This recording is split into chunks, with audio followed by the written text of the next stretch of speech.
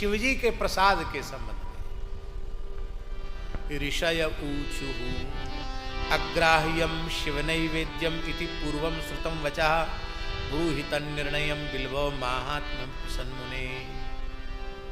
शौनकाद ऋषियों ने तीर्थराज प्रयाग की धरती पर सूत जी से पूछा कि हमने सुना है कि शिवजी को अर्पित जो नैवेद्य है, उनका जो प्रसाद है वह अग्राह्य होता है, उसे ग्रहण नहीं किया जाता है। इस संबंध में आप धर्मशास्त्र का विचार क्या है, इसका ठीक ठीक निर्णय सुनावें और बिल्व पत्र का महात्म्य बतावें। बिल्व पत्र की महिमा क्या है, क्योंकि बिल्व पत्र भगवान शिव को अत्यंत प्रिय है। ये बिल्व के महात्म्य का वर्णन करें। श्री सूत जी इन दोनों प्रश्नों का समाधान कर रहे हैं।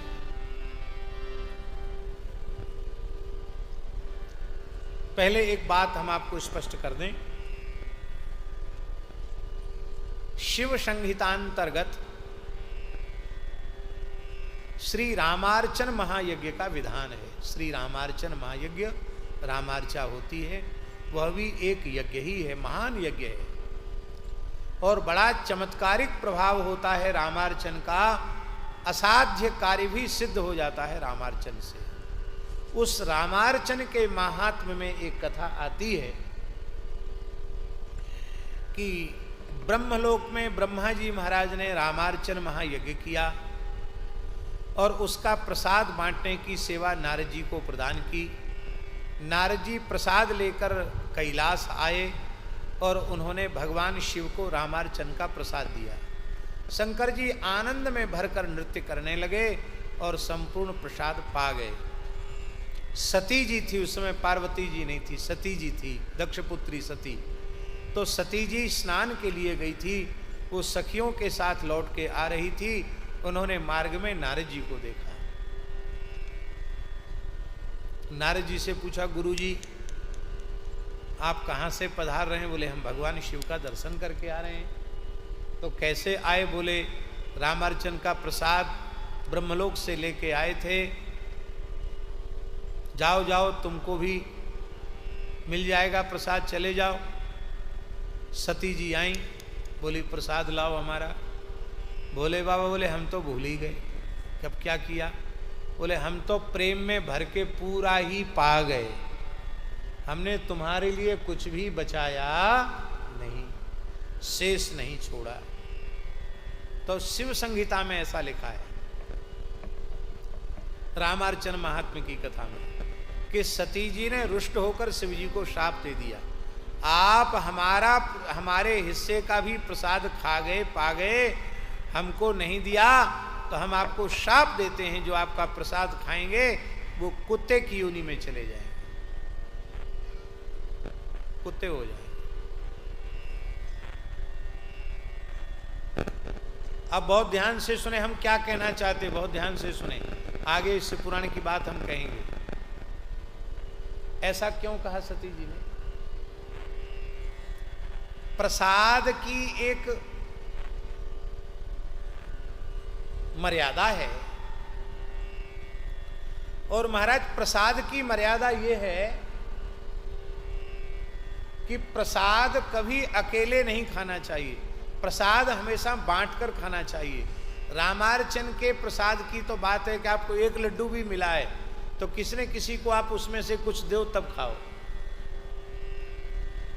तो आशय वहां कहने का यह है कि भगवान का प्रसाद जो बांट के नहीं खाता, अकेले खा जाता है, उसे कुत्ता होना पड़ता है, ये उसका मतलब है।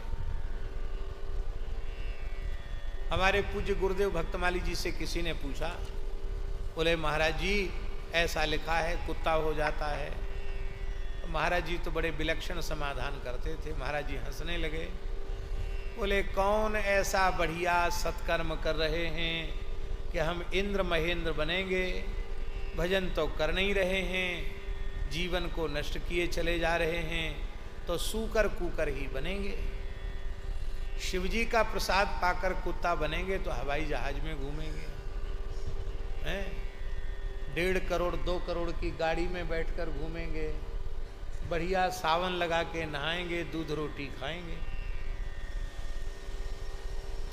ये तो हंसकर उन्होंने कहा। और दूसरी बात उन्होंने यह कही कि प्रसाद के संबंध में विचार क्या है, इसको ठीक से शिव पुराण को पढ़कर ही देख लेना चाहिए।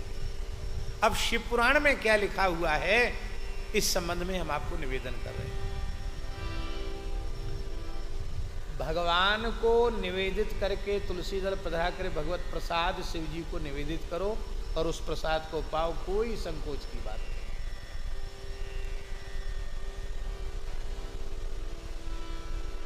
किंतु जो किसी मूर्तिकार के द्वारा टंकित शिवलिंग हैं, माने पाषाण से जिनका निर्माण किया गया है, उनको टंकित स्वरूप कहा जाता है। वो टंकित जो शिवलिंग हैं, उसमें भगवान शिव के चंड नाम के गण का अधिकार है। किसका अधिकार है? चंडाधिकार है। भगवान शिव के एक गण है चंड, उनका नाम शिवार्चन के बाद लिया जाता है।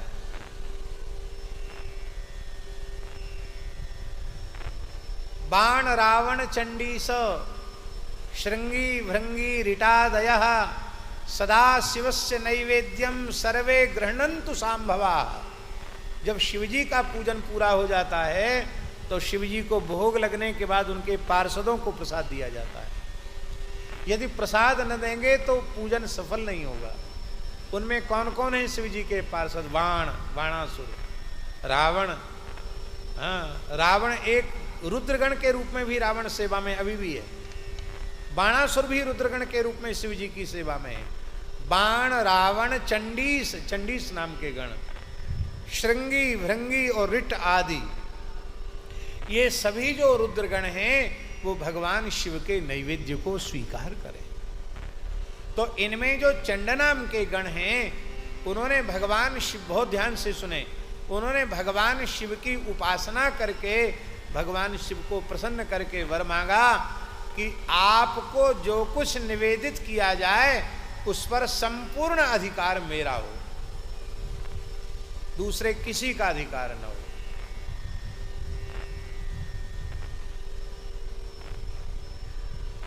भगवान शंकर ने कहा ये तो कठिन है। क्यों?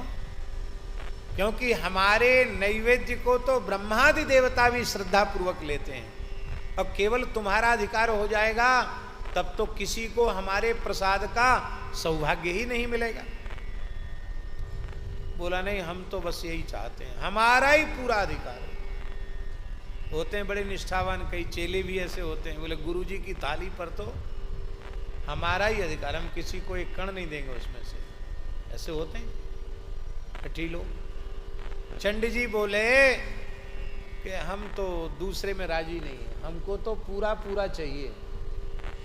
तब शंकर जी ने कहा जो किसी मूर्तिकार के द्वारा निर्मित शैल आदि की प्रतिमा होगी, पाषाण निर्मित प्रतिमा होगी, उसमें तुम्हारा अधिकार होगा।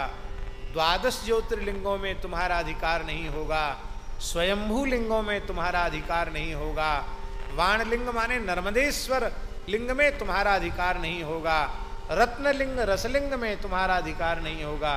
रत्नलिंग माने होता है मणिमाणिक्य आदि के शिवलिंग, अथवा रसलिंग माने पारद लिंग, अथवा धातुलिंग, धातुलिंग माने स्वर्णलिंग, रजत लिंग, इनमें भी आपका अधिकार नहीं होगा।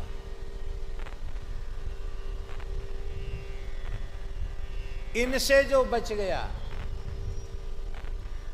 अर्थात किसी मूर्तिकार के द्वारा बनाई हुई टंकित प्रतिमा शिवलिंग, उसमें तुम्हारा अधिकार होगा, और वह अधिकार भी तुम्हारे लिए होगा। किंतु जो शिव दीक्षा से युक्त लोग हैं वो उस प्रसाद को भी ग्रहण करें, उनको दोष नहीं होगा। किंतु जो शिव दीक्षा से युक्त नहीं है, अन्य दीक्षा जिन्होंने ले रखी है, उनको तो स्वयंभू लिंग अथवा वाणलिंग अथवा ज्योतिर्लिंग का ही नैवेद्य लेना चाहिए, सामान्य टंकित स्वरूप का प्रसाद नहीं लेना चाहिए। ये शिव पुराण में